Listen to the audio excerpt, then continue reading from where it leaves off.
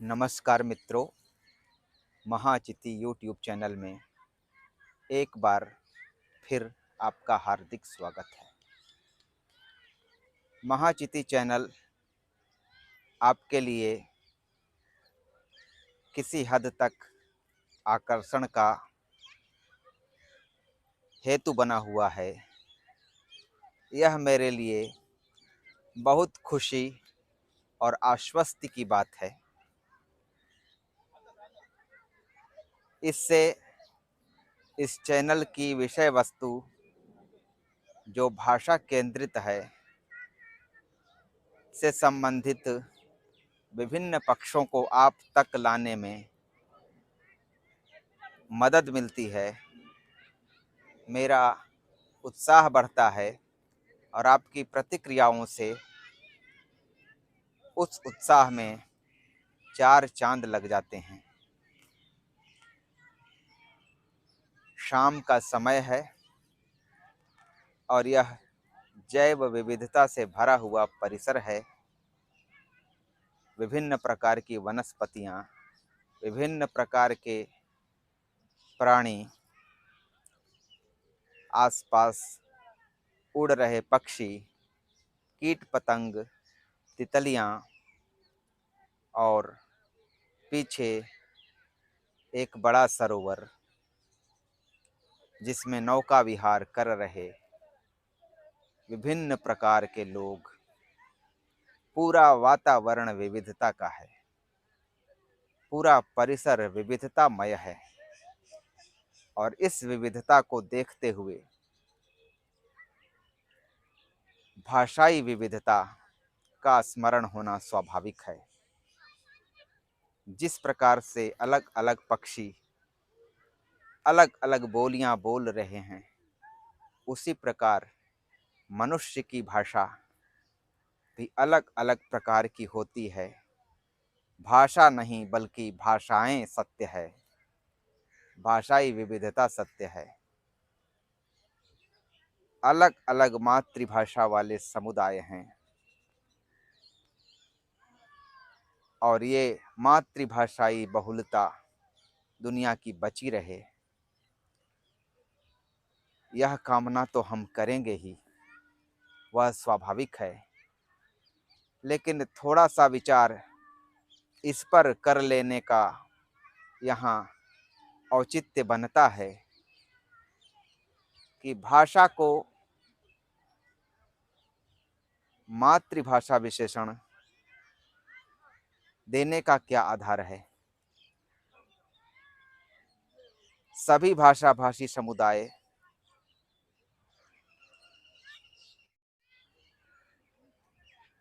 अभी दुनिया में कितनी मातृभाषाएं हैं, यह तो ठीक ठीक किसी सर्वेक्षण से हमें पता नहीं है, लेकिन तकरीबन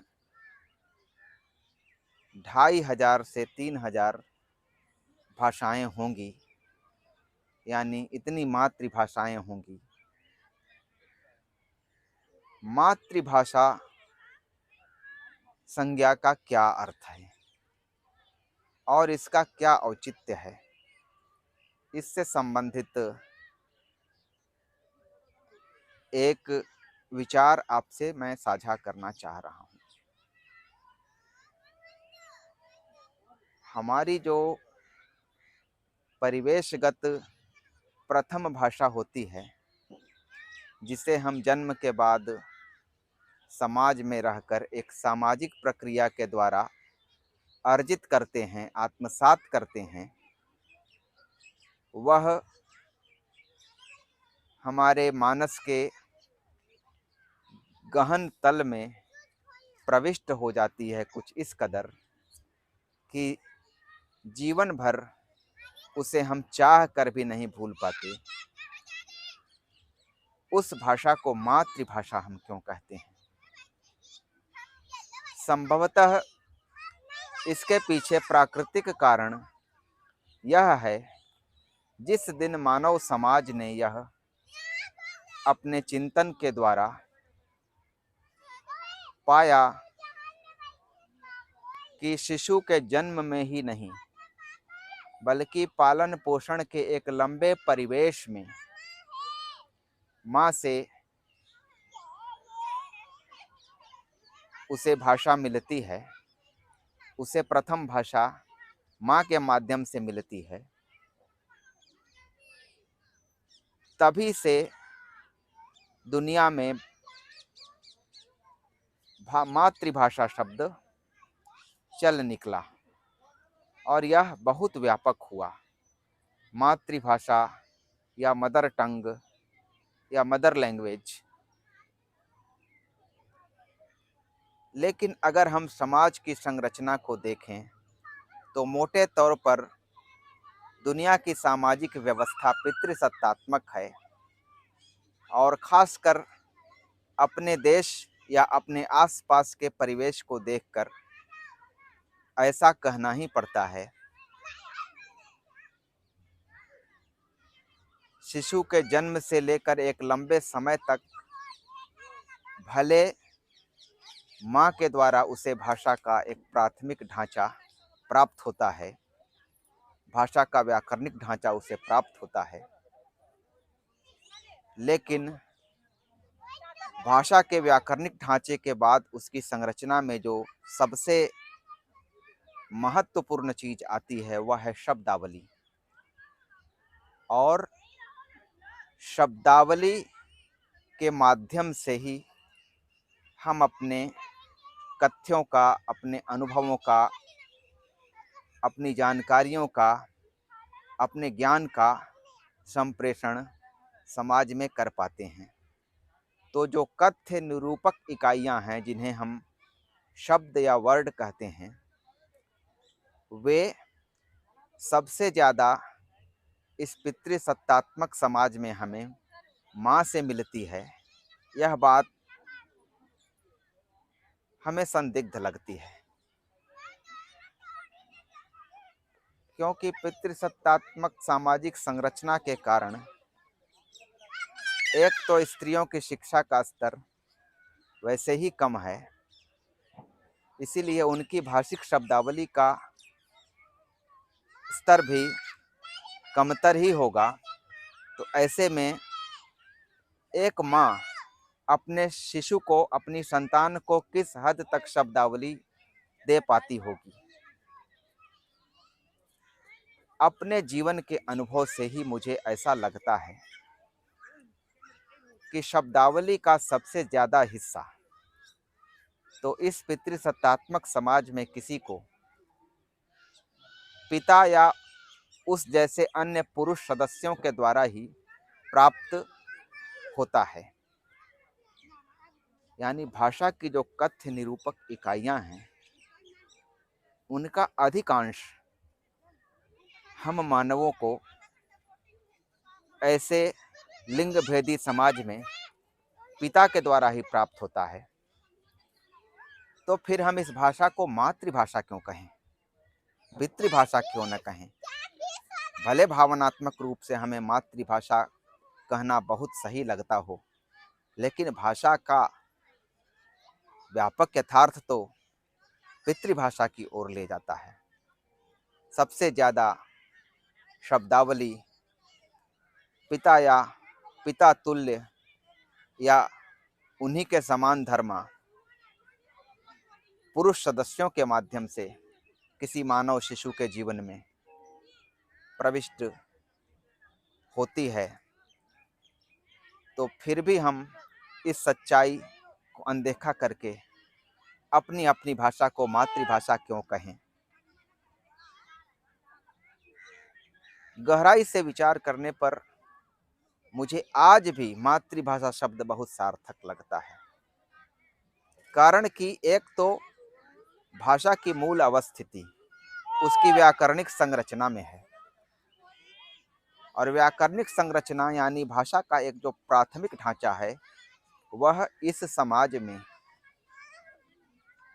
मानव संतानों को उनकी माँ के जरिए ही प्राप्त होता है। तो क्यों न अपनी अपनी भाषा को लोग मातृभाषा कहें? भले व्यापक सच्चाई यही आसपास को देख के लग रही है कि शब्दावली के स्तर पर भाषा का पितृ चरित्र अधिक उजागर है, लेकिन भाषा की मूल संरचना सबसे पहले इस समाज में या दुनिया के किसी समाज में माँ से ही प्राप्त है। तो मातृभाषा शब्द का यही आशय है।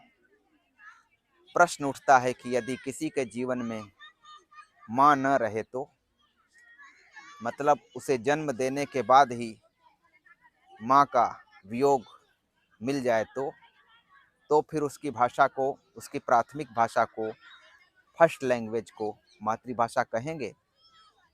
निश्चित तौर पर कहेंगे।